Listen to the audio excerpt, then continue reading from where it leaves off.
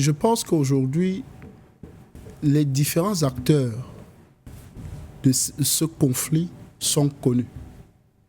Et l'acteur principal qui met en mal la RDC, c'est M. Paul Kagame. M. Paul Kagame agit comme le bras qui tire sur le pistolet. Mais qui a armé M. Paul Kagame? C'est la communauté internationale qui donne le courage, le toupet à M. Kagame et son M23 de mettre en mal, de mettre à sac la RDC. C'est les États-Unis, c'est la France, c'est l'Angleterre. Donc c'est ces puissances, soi-disant internationales, qui sont derrière M. Paul Kagame. Donc je pense que la solution ne viendra pas de l'extérieur. D'ailleurs, MONUSCO, c'est la MONUSCO, non? La MONUSCO, la force de maintien de la paix des Nations Unies en République démocratique du Congo. 30 ans de présence. Près de 30 ans. Sans aucun résultat. Ils demandent le renouvellement à chaque fois, même quand on les demande de partir. Le président Félix Tshisekedi a demandé le départ de la MONUSCO, mais en interne, on estime que compte tenu de la situation sécuritaire explosive, le départ de la MONUSCO laissera un vide sécuritaire, André Kistelfang. Pompiers pyromanes. Je dis bien pompiers pyromanes. Ils allument le feu et ils font semblant de venir éteindre parce que pour qu'ils existent, pour qu'ils continuent à piller ce géant africain appelé la RDC, il faut justement ce désordre-là. Parce que la loi machiavélique qui gouverne l'Europe et tout son système géopolitique, c'est simplement, n'est-ce pas, pour mieux gouverner. Il faut créer le désordre, il faut créer le chaos. Il faut que les gens comprennent que la communauté internationale est notre bleu, surtout même ayant un acteur, n'est-ce pas, du panafricanisme, paix à son âme, qui est décédé aujourd'hui, qui aimait toujours nous rappeler que c'est la communauté internationale autoproclamée, qui s'est autoproclamée communauté internationale, qui n'a jamais été élue quelque part, ou bien on s'est assis, on s'est concerté. Et d'ailleurs, il faut rappeler que c'est le roi Léopold II qui met le Congo dans cette situation depuis des années 1900 quelque chose. Qui met le Congo dans cette posture-là où il dit le Congo est immensement riche. Il faut que nous le partagions.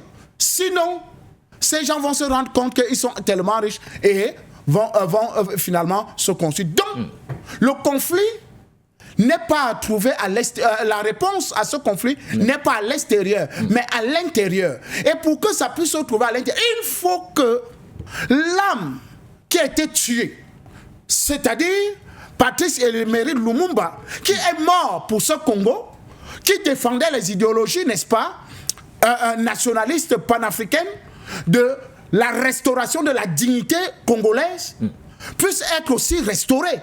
Parce qu'aussi longtemps, et c'est là où le projet du contentieux historique du Parfendum est souvent d'une importance capitale.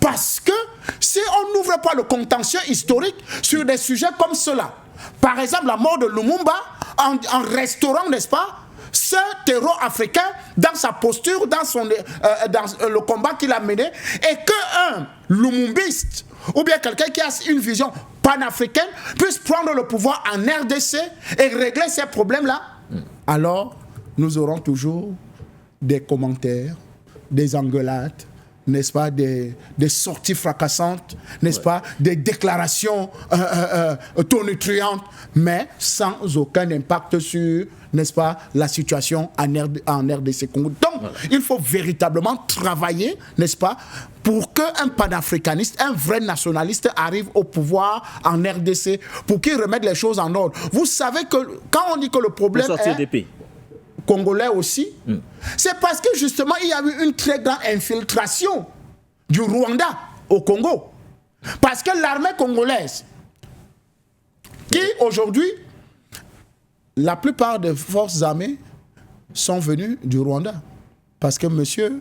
Kabila père, dans sa rébellion, il a pris les hommes en Ouganda, il a pris les hommes au Rwanda, il a pris les hommes au Burundi pour venir, n'est-ce pas, chasser le père... Alors, son nom m'échappe, ça va.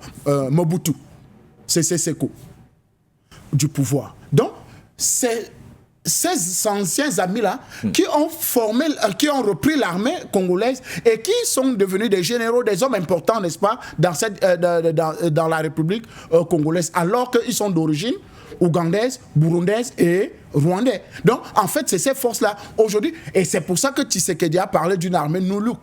Mais dans cette armée Nuluk-là, où sont les nouveaux hommes que vous avez recrutés? Où sont les nouveaux responsables? Parce qu'en réalité, la plupart de ces généraux, de ces hommes armés, sont embourgeoisés, sont des hommes d'affaires, ont des intérêts, n'est-ce pas, dans ce conflit-là, sont dans la plupart le trafic d'or, diamants et tout le reste. Donc, ce n'est que normal que ces gens venus d'ailleurs puissent ne pas trouver de solution à la situation congolaise. Donc, il faut un vrai patriote à la tête du Congo. Merci à vous.